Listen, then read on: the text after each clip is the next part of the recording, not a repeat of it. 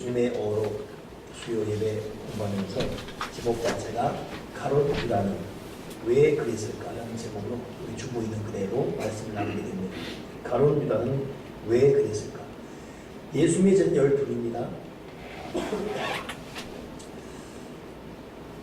그들의 그 발자취 보게 되면 12명 중에 다 죽었습니다.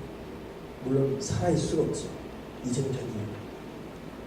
그 12 중에서 10명은 순교했어요. 한 명은 90이 넘도록 살다가 죽었어요. 그 사람이 누굽니까? 사도 요한이에요. 내망이에요. 한 명만 죽었는데 어떻게 했습니까? 자살했습니다.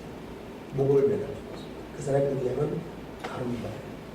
10명은 순교, 한 명은 늙어 노안들어 죽을 때까지 마지막 주님의 증인으로 살다가 죽었고, 한 명은 제명을 다 못하고 주님의 입에서 아예 나지 않은 것이 더 나을 뻔했다라는 말을 듣고 죽은 사람이 가룟유다. 그러니까 저도 여러분도 우리가 어떻게 죽을 것인가, 또 어떻게 죽어야 됩니까? 죽음은 누구도 피할 수 없지 않습니까? 그 지혜로운 사람은 거룩한 죽음을 준비하고 살아요. 오늘 아침에 어느 방송을 보니까 부모가 한 자녀를 키우는데 드는 돈이 3억 그랬나요? 예, 약 3억이랍니다. 3억. 여러분들이 여러분 자녀 지금 계산 안 하고 있죠? 여러분이 한 명에 3억, 둘, 6억, 저기 셋남 저도 9억, 한 명 더 낳지 12억 가게. 야, 저도 그 말도 깜짝 놀랐어요. 근데 이제 나이 들었을 때 부모가 받아야 되잖아요. 그러니까 얘들이 이제 부모한테 갚으려면 몇 살 때부터? 30살? 예. 하여튼 자립해서 결혼해서 100만 원씩 한 달에 100만 원씩 해서 빚을 갚으려면 36년 걸립니다. 그러니까 못 갚는 거예요. 그러니까. 우리는 그것도 모르고 키우는 겁니다. 그냥 부모는 그렇게 3억 들어가는데 모르고 있었어요. 와, 이러고 있잖아. 그 자식 그거 갚으려면 하겠어. 그러면 저희 어머니도 저 3억 하는데 뭐라니까 받을 생각도 안 하고 있고 뭐. 그러니까 평생 자식들은 부모 다 빚 빨아먹고 살지 않습니다. 그렇게 길러졌고 그렇게 기르고 있고 인생은 그런 겁니다. 그 내리사랑이에요. 절대 사람은 올라갈 수가 없어요. 그냥 내려가는 거예요. 사람 계속 내려갑니다. 절대 물줄기로 올라갈 수가 없어요. 내려가는 겁니다. 받았으니 내리고 그 녀석 받았으니 또 내리고 지사 이 밖에 오고 내려갈 것이고.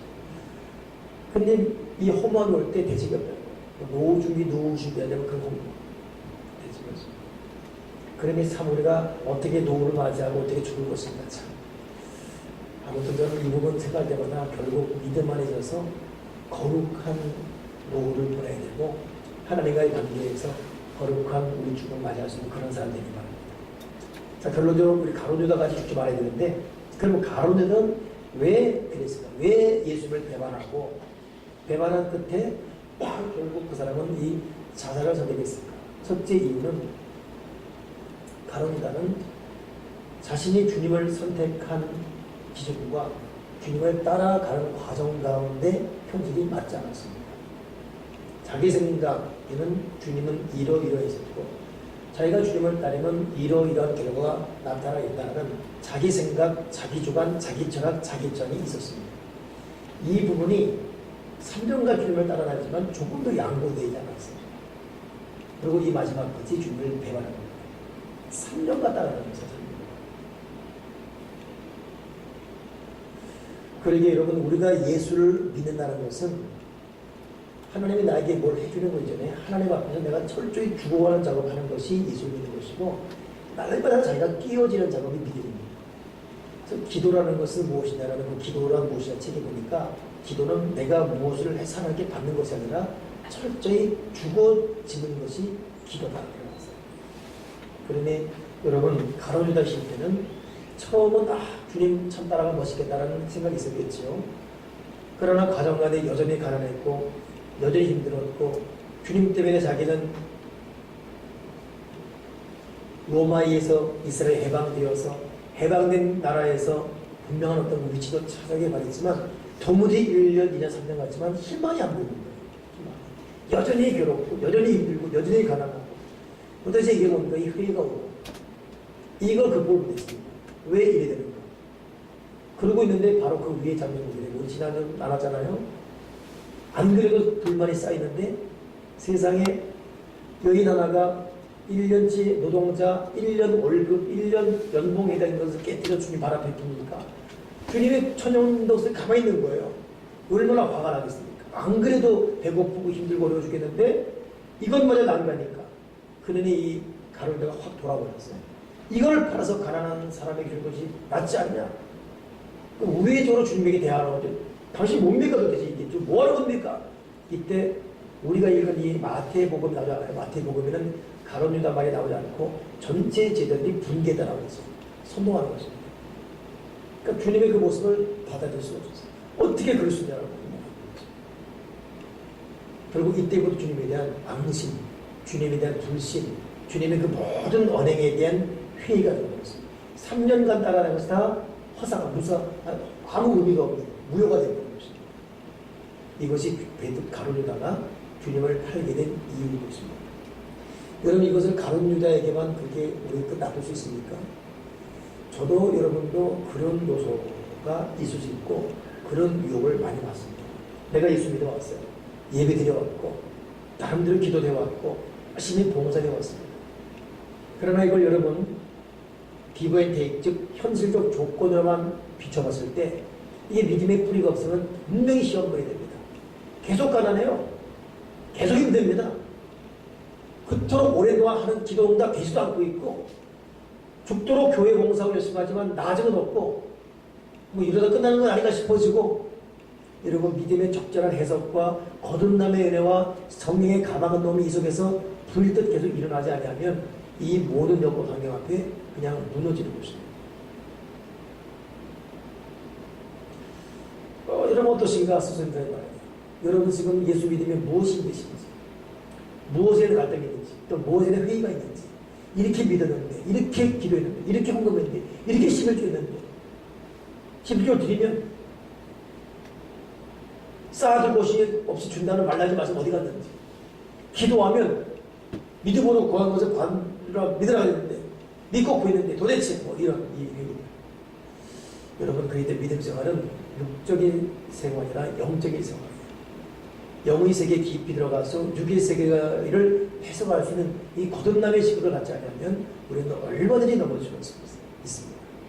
그런데 저와 여러분에게도 끊임없이 가룟유다의 이 위기, 이 유혹이 있을 수 있다는 것 잊지 마시고 환경을 통해 주님을 보기보다는 주님에 대한 믿음을 통해 환경을 해석할 수 있는 영적 우선권, 영적 질서가 저에게 충분하기를 바랍니다.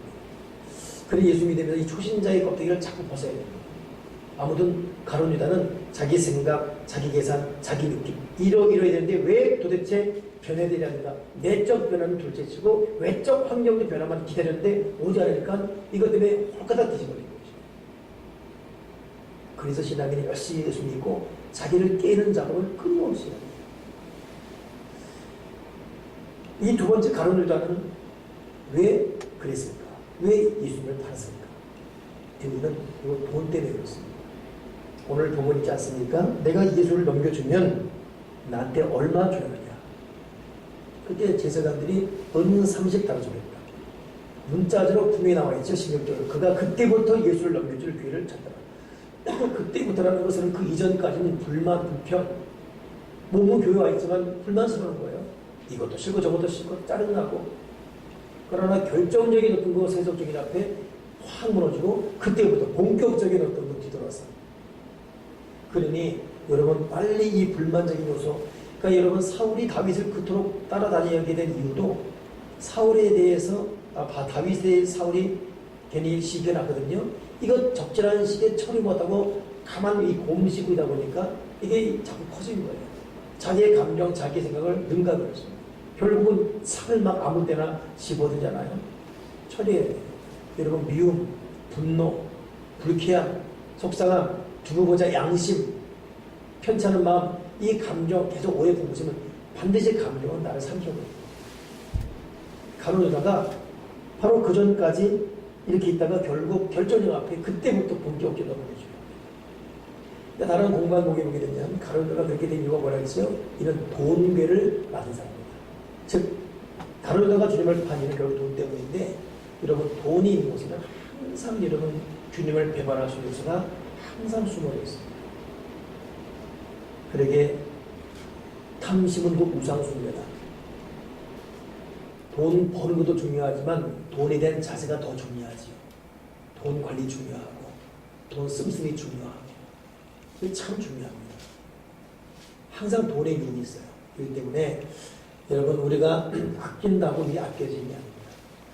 우리가 아끼지만 다른 사람 사고가 딱 터져버리면 그 애지중지 아낀 거 그냥 나가버려요. 오늘도 그 아까 말했던 그 TV 연속되는 드라마 중에 하나가 뭐였냐면은 이 아버지가 평생 재산을 온 거예요. 근데 아들이 아버지 이번에 이거 대출만 받아주면 이번에 이거 참 잘 될 수 있고 아버지가 다 이 녀석이가 아버지 하나밖에 음식이 안 됩니다. 근데 자식이 요구할 때 어느 부모가 여러분 이길 것 같습니까? 못 이깁니다. 이거 먹으면 절대 자식이 모르는 비밀 통장도 자식이 어리면 스스로 내놓을 수밖에 없는데 부모 심정이에요. 경우 좋지요. 자식이 그렇게 큰소리 치면 갚기였지만 못 갚습니다. 돈이 결국 사람을 죽이잖아요. 그러니 저는 그거 보면서 사람이 그렇게 모아놓고 이거는 절대 누구한테 아픈다 하더라도 부모 자식 간에 그럴 수 없는 것이고, 그러다가 자식이 한번 사고 치면 그냥 다 나가는 거예요. 그러니 우리는 물질 앞에서는 하나님께 항복해야 돼요. 하나님으로 내 물질을 보호하게끔. 그래서 여러분 가룟유다 유혹은 항상 있어주기 때문에 돈 때문에 범죄하지 않는 그런 마음가짐을 가져야 됩니다. 하나님 앞에 드릴 헌금 분명히 드릴 수 있고, 소득과 대신 1조 드리고, 감사할 때 감사의 표현하는 게 할 수 있고, 그리고 불의한 재물, 하나님 기뻐하지 않는 재물을 얻으려고 애쓰면 배로 나갈 때 배만 나가면 좋은데 나가면 큰 고통도 있게. 그러니 불의한 재물에 대한 소득을 누리지도 말고, 수고하지 않은 돈이 들어오는 것 두려워할 줄 알아야 되고, 정직한 소득, 정상적인 어떤 물질관, 하나님이 인정하신 물질관, 이 속에 하나님이 부어주는 복이 있습니다. 안 믿으십니까? 가룟유다의 두 번째 시간이 뭐예요? 돈 앞에 그냥 물렸습니다. 여러분 어떻습니까? 여러분 지금 뭐 잘 살고 못 살고 돈에 대해서 어떻게 깨끗하십니까? 하나님 아버지가 내가 네 씀씀이 네 자세 보니까 내가 너한테 주겠다 이렇게 하나님이 이렇게 줄 수 있는 사람입니까? 아니면 아직도 제가 지금 다른 거에 대해서 돈 저쪽에서 좀 안 되겠다. 하나님이 이렇게 생각하십니다. 제가 이따가 영상 하나 준비해서 보여줄 건데, 그 영상이 있다 이제 그거 들어놓고 통속에 나올 텐데, 거기에 보게 되면 하나님 아버지가 우리를 다 알고 있습니다. 우리가 죄하는 거기에 다 알고 있습니다. 하나님이 몰라서 안 주는 게 아니에요. 주고 싶지만 안 주는 것입니다. 저도 요즘 느끼는 게 참 이 그런 자세만 그런 준비만 되면 하나님이 부어주게 되고 있습니다. 아브라함 같은 특별한 연단의 상황이 아니라면 대부분 보면 우리가 그런 준비만 되면 하나님 부어주십니다. 특별히 물질관에 있어서 하나님 앞에 깨끗하시고, 사랑과 물질관에서 여러분 정직하시고, 좀 덜 들었더라도 다른 물질을 강구하시고, 그래서 근본적으로 하나님 아버지가 부어주시는 그런 것 받아야지. 가룟유다 보세요. 예수님 파는 것은 가룟유다가 돈 때문에, 그때부터 오늘 30, 이것 때문에 그냥 주님 팔아버리는 거죠. 이런 일들이 변장된 모습으로 우리 생활 속에 얼마든지 올 수 있다는 걸 잊지 마십시오. 마지막 세 번째, 이 가룟유다가 예수를 판 이유. 가룟유다에는 회개력이 없었어요. 회개력. 여러분 예수님을 배반한 사람이 가룟유다 말고도 누가 있죠? 베드로입니다. 근데 이 표현으로 볼 때 베드로와 가룟유다 중에 누가 더 주님을 더 적나라하게 배반했습니까? 베드로는 어린 계집 여인 앞에서 3번이나, 그것도 저주하면서, 어떤 말을 썼길래 성경에 저주했다는 말이 모르겠지만 성경의 저주라는 건 굉장한 예로력입니다. 대단한, 주님께서 쳐다보셨어요. 근데 가룟 유다는 그러진 않았어요. 주님에게 들리게 하는 것도 없고 도리어 주님께 입맞춤합니다. 근데 표현으로 보게 되면 가룟 유다는 부드러웠어요. 입맞춤하지도 않고. 베드로는 대놓고 주님 뒤에서 욕할 정도로. 그러나 베드로는 자기가 한 이후에 심히 통과하는 회개가 있었어요. 그러나 가룟 유다는 회개의 여정이 있어요. 잘 받아 알았습니다. 뉘우쳤습니다. 그러나 뉘우침이 마지막 결론을 보면 난 가치 없어. 아무 소용이 없어. 자기 부정, 자기 나심, 자기 좌절. 그냥 몸에다 죽어버린 거예요. 그래 여러분 예수님을 파는 이 세 번째 참 가룟 유다의 영성 이거 여러분 우리가 무시할 수 없는데 우리가 왜 주님을 변호하냐? 너무 자기 양심적이에요. 자기 나는 정말 못된 일했어. 이럴 바에 그냥 정말 나는 뭐 더 이상 용서가 생겨. 자기 앞에 여러분 이거 예수님 따라하기 딱 좋습니다.